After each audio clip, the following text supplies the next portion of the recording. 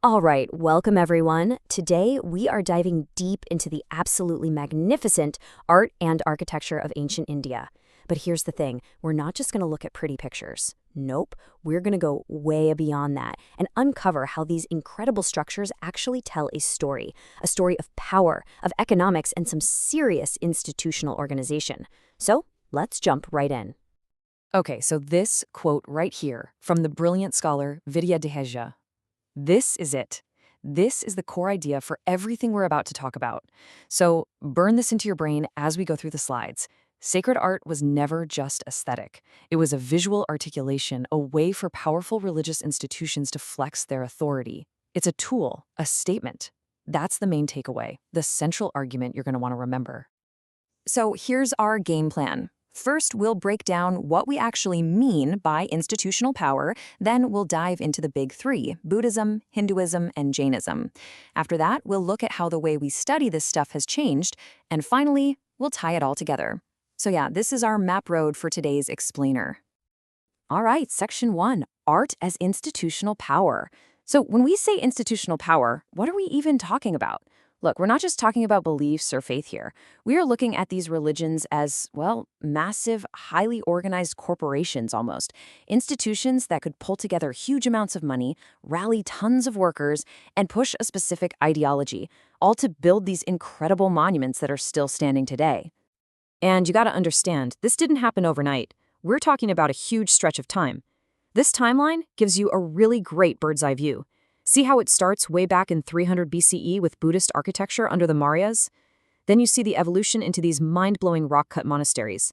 After that, around 400 CE, Hindu temple institutions start to emerge. And it just keeps going, hitting a peak with Chola temple building and then these gorgeous Jain marble temples. It really shows you the flow, how these traditions grew and even borrowed from each other. Okay, let's get into our first major player, Buddhism. You could say they were the pioneers, the trendsetters. Seriously, they were the first ones in India to really organize and pull off these massive, monumental architectural projects. They basically wrote the playbook that everyone else would follow. And to do that, they came up with their own architectural language. These are the key terms you absolutely have to know. First, you've got the stupa, that iconic dome shape that held relics. Then there's the vihara, which is the monastery, where the monks lived. You've also got the chatya, a prayer hall, and finally those famous monumental pillars, like the ones Emperor Ashoka used to broadcast his message of Dhamma. Each one of these had a very specific job to do for the institution. So the big question is, who paid for all this stuff? It's really easy to just say, oh, the king's dead, but that's not the whole story, not by a long shot. Let's take the famous Sanchi's stupa. If you look at the inscriptions, you find out that the money came from literally everywhere. You had merchant guilds, monks and nuns, regular worshippers, and get this, even the artists chipping in. This idea is called collective patronage, and it's a super important concept. It was a real community effort. The Buddhists were also absolute masters of rock-cut architecture. I mean, can you even imagine carving an entire massive prayer hall out of a single solid cliff face? It's just incredible. And these chaitya halls, like the one at Karle, they weren't just places to pray. They were smart. They were built along major trade routes, so they doubled as rest stops, maybe even banks for traveling merchants. And guess what? Those merchants were more than happy to donate. It was this genius mix of spirituality and smart economics. Okay, now we're going to see a major shift in the story. We're moving on to the Hindu temple economy. Because starting around 400 CE, the Hindu temple becomes something more. It's not just a place to go and pray anymore. It transforms into a total powerhouse. We're talking a socio-economic institution that owned huge tracts of land, collected taxes, and was right at the center of political life. Yeah, so the Hindu temple really had this dual personality. On one hand, it's this deeply spiritual thing. The scholar Stella Kramrisch called it a cosmic diagram, a physical map of the universe. But on the other hand, it was a very real, down-to-earth center of economic and political power. And it's that mix, that blend of the sacred and the secular that made them so incredibly powerful. And if you want a perfect example of this, look no further than the Brihadeswara Temple.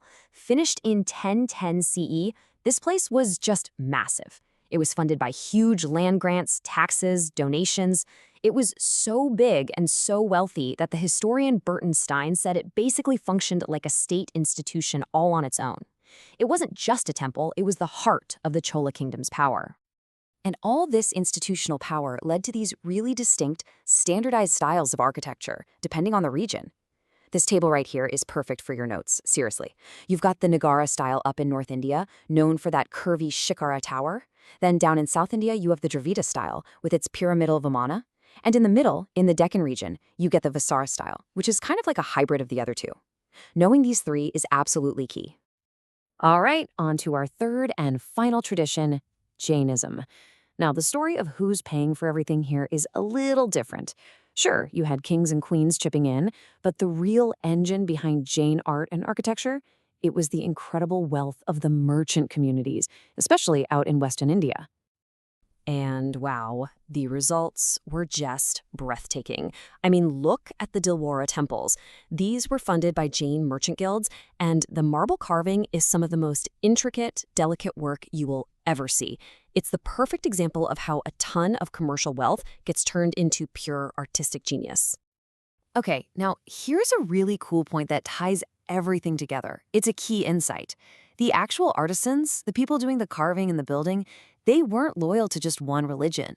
You had the same family workshops, the same guilds of craftsmen, getting hired by Buddhists, then by Hindus, and then by Jains. This created this amazing shared artistic language and a network of skilled workers that cut right across religious lines. So, let's talk about how our understanding of all this has changed, because it really has. For a long time, art historians were mostly interested in, which king built this, and how did the style of this pillar change over time. But today's scholarship, well, it digs a whole lot deeper than that. This slide right here is super important for getting a handle on this. The traditional view, the old school way of thinking from guys like Percy Brown, was all about dynasties and styles. But the more recent scholarship from people like Deheja and Champakalakshmi asks totally different questions. They're asking, okay, besides the king, who else was funding this? What was the temple's role in the economy? It's a shift from just looking at kings to looking at the whole social and economic institution. That's the big takeaway. All right, let's wrap this up. What's the enduring legacy here? When we look at these ancient buildings today, what are they really telling us about the people and the power structures that created them? Well, it really comes down to these four main things. First, these institutions were fundraising geniuses, pulling in money from literally everyone. Second, they were incredible project managers, organizing all the labor. Third, they used these buildings as giant, permanent billboards to scream, "We are powerful." And fourth, by doing all this, they created these sacred landscapes that are still so important to cultural identity in India today. So look, if you take away just one single thing from our talk today, make it this. The incredible, breathtaking art of ancient India was never just about prayer or devotion. It was a direct, physical, and absolutely awe-inspiring expression of power. And that kind of leaves us with a final question, doesn't it? If their architecture tells us so much about their power structures, what will our modern buildings, our glass skyscrapers, our huge corporate headquarters, our giant sports stadiums tell future historians about us? What do they say about who holds the power in our world? Definitely something to chew on. Thanks so much for joining me.